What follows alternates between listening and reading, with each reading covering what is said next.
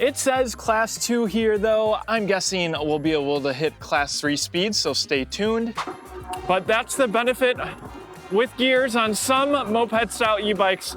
I would be ghost pedaling at 20 miles an hour. I am super curious what this motor can do up our hill climb test. This is Retrospec's Valen Rev Plus moped style e-bike, and in this review, I will tell you everything you need to know. First, I'll walk you through all the components step by step. Then we'll take it for a ride and see how that motor performs. And finally, I'll wrap things up with the pros and cons. But first, let's take a closer look.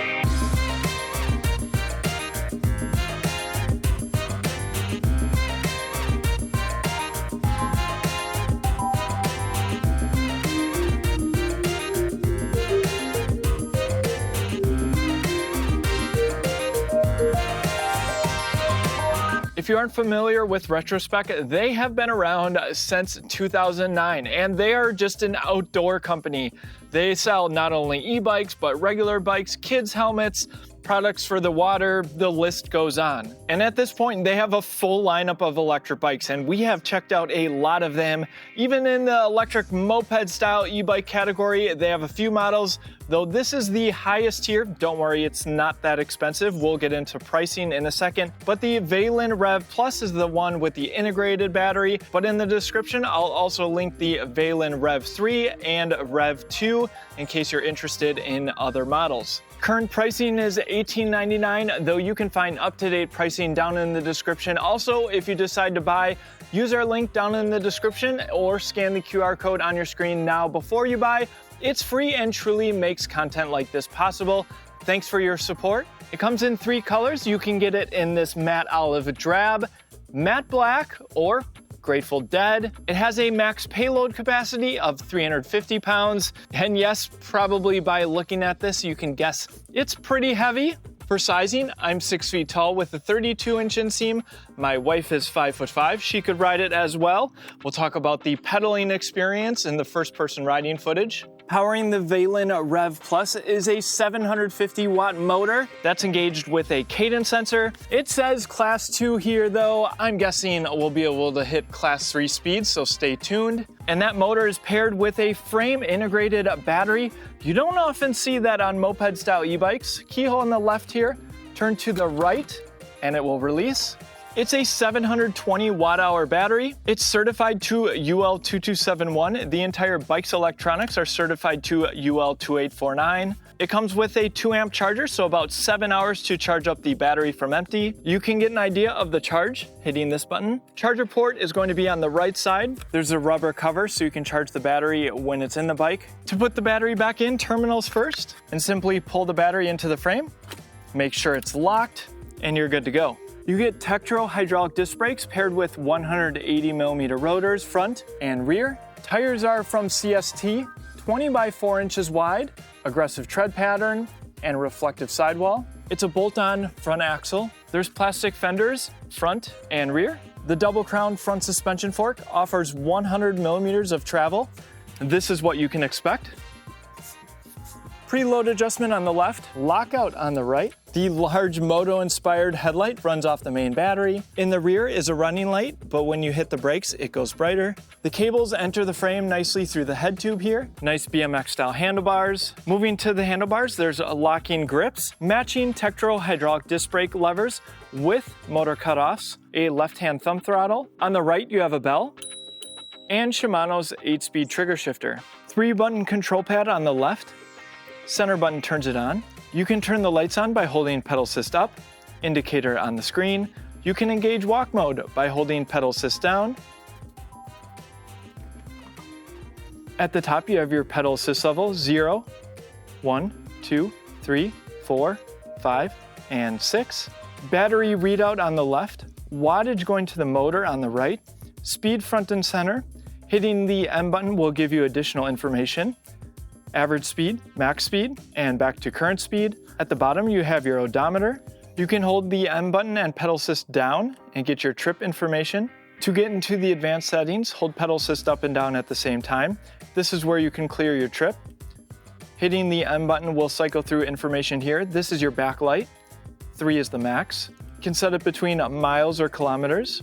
and that's tire size, which you'll want to leave alone. To change this to a Class 3 e-bike, I thought that might be possible. Hold pedal assist up and down at the same time. Once you're in the advanced settings, hold the M button and pedal assist up.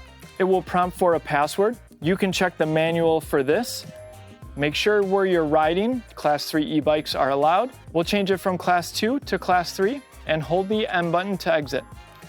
All right, that's it for the controls and the display. On the down tube, there are 2 mounting points for perhaps the best water bottle cage on the market. If you haven't already and you're planning to buy an e-bike or already own one, you'll definitely want to check out our online store. We have a ton of high quality e-bike accessories that I use on a daily basis. Remember, your purchase really helps us out, so thanks. The controller's right here.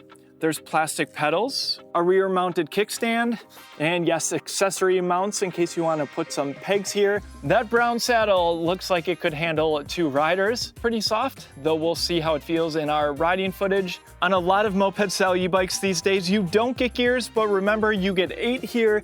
It's a Shimano Altus derailleur, 11 to 32 teeth in the rear, and a 44 tooth front chainring. Moped style e-bikes are always a blast to ride, so let's get into some first person riding footage. I'll really put that motor to the test on flat ground and up our large hill. All right, let's see how fast we can hit 23, 2, 1, throttle only. 12, 16, 18, and there's 20. I felt it backing off there. Certainly can hear that motor.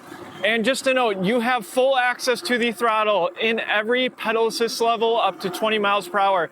That includes when pedal assist is turned off, something to keep in mind. Now, this moped style e-bike has gears, which means perhaps it's meant to be pedaled more than some others in its class. So let's go through the various pedal assist levels. All right, pedal assist level 1, first gear. About a half turn for that cadence sensor to engage.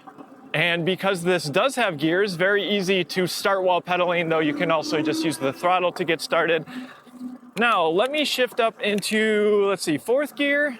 All right, so this is speed limited. What does that mean? Well, it's going to stop at a current speed, and it looks like right around 12 miles an hour. I'm not getting any power from the motor. So what will happen if I start pedaling? It'll ramp in the speed and then stop right about there, and I can see the wattage from the motor go completely down at 12 miles an hour. So that's pedal assist level 1. Let's go into 2. Ramps in the power. Shift up 6th gear here, and looks like right around 15 or 16 miles an hour. Pedal assist level 3, a good kick up in speed there. Shifting up to 7th. All right, 8th gear. So I can still provide pedal pressure on my legs. I can pedal. I mean, it's not like your traditional bike, of course, but that's the benefit with gears. On some moped style e-bikes, I would be ghost pedaling at 20 miles an hour. Let's go into pedal assist level 4, okay? 23 miles an hour, 25. Looks like 24 is about the max speed in pedal assist level 4. All right, pedal assist level 5. Remember, that's of 6. All right, still able to provide leg power. All right, a little bit of a faster cadence after 24. There's 27. And pedal assist level 6. That's where we're going to hit the top speed of 28 miles per hour. Display reading 27.8 and GPS reading 27. So remember, with a cadence sensor, all I need to be doing is just spinning my legs to engage this motor. That's how I can hit the Class 3 speeds. So let's test out these brakes at the stop sign, 32 miles an hour. Yeah, no problem with these Tektro hydraulic disc brakes.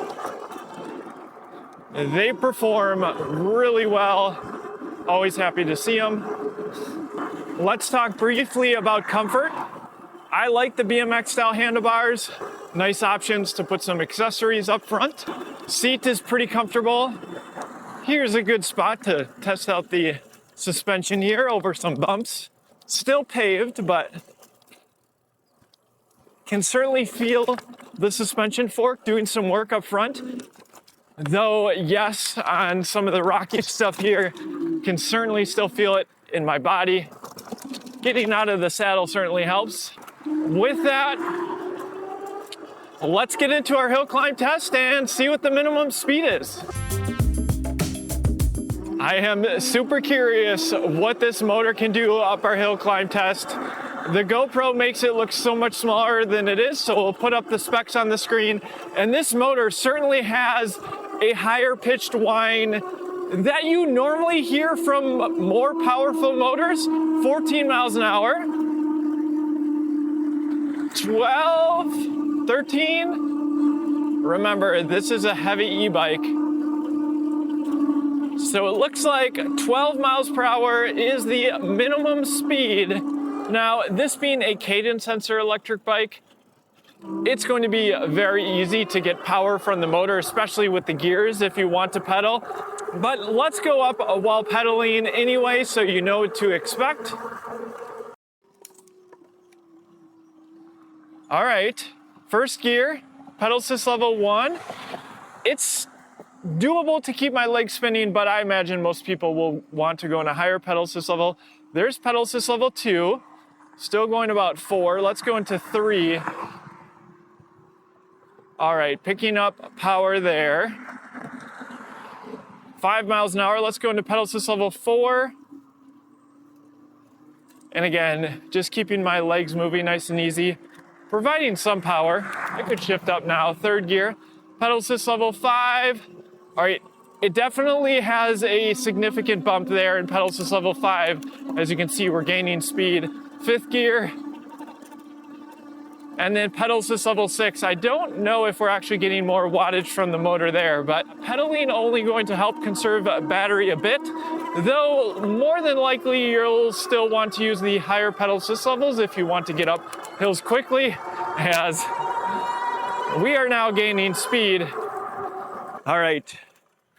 With that, let's get into some third-person riding footage. I will give you my concluding thoughts on the Retrospec Valen Rev Plus.